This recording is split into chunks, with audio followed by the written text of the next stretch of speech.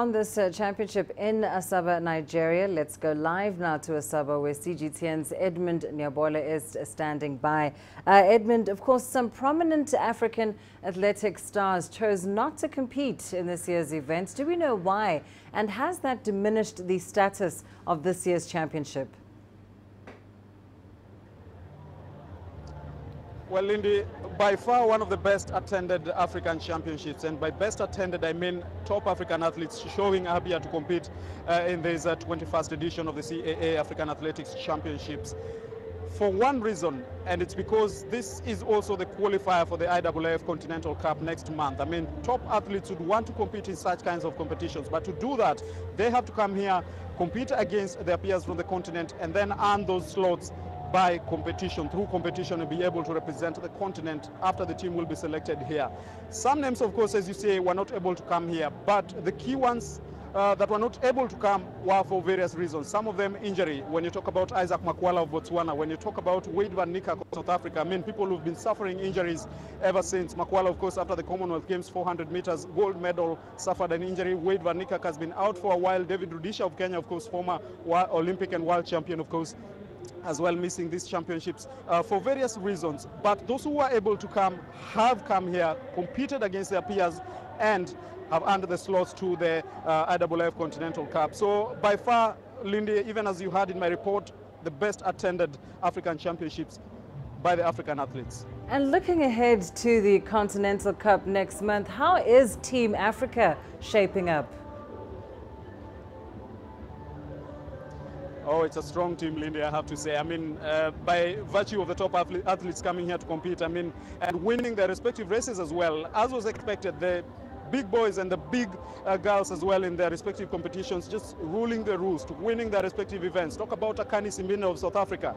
Talk about Marie-José Talu of South Africa. Talk about Blessing Okagbare anchoring her team to the 4x100 meters gold medal. I mean, Matthew Sawe of Kenya, Helen Obiri as well in the 3,000 meters, the 5,000 meters, I beg your pardon, and of course the rest of them, 10,000 meters has just ended, won by Kenya in a 1-2 as well. Strong athletes who will be selected in the end. The criteria is such that it will be a 1-2 in each of the events that are here.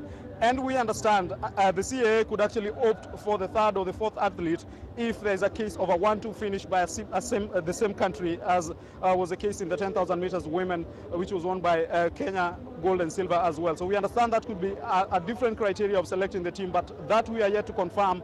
As we speak, it's 1-2 across the line, or winning the field events as well, representing the continent at the IAAF Continental Cup. So in general, a very strong team, of course, on the background of very strong athletes, of course, competing here as well. So Africa is in a good position to be able to dominate some of those events in Czech Republic come September. And of course, Edmond, it's now a week after those first chaotic scenes at Lagos Airport.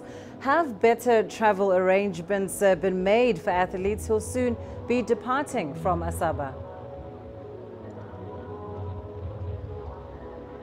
Chief Solomon Ogba, the local organizing committee chairman, in a press conference on Thursday, said that they had had a meeting with the team managers of all the represented nations here and talked to them about their departure plans. They were supposed to hand in their plans, what time and date they expect to leave Asaba for either Lagos or Abuja, where they get their flights out of the country.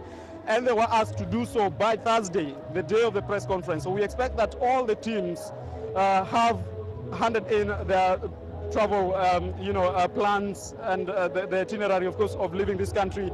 And the problem mostly is out of Asaba to either Abuja or Lagos. So that's where they need to figure out, and that's why they were saying that as long as they get the departure plans, the itinerary for all the teams that are represented here, it will be easier to plan for flights out of Asaba to either Lagos or Abuja, where the teams will then get their flights out of the country. So there's already a plan. They said they learned from the mistake they made upon arrival when the teams were coming into Nigeria, and they do not want to repeat that same mistake. We know that some of the teams will be leaving on Monday, immediately after the championship, a day after the championships, that is.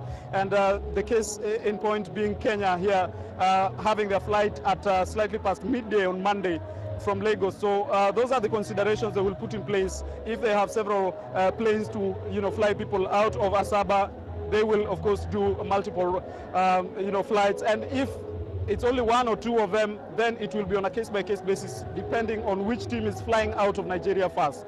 So there are those arrangements, but we will be monitoring this, of course, to see if there will be any chaos again when it comes to departure of teams. Lindy. Indeed. Well, thank you so much, Edmond Nyabola, joining us there live from Asaba in Nigeria. Now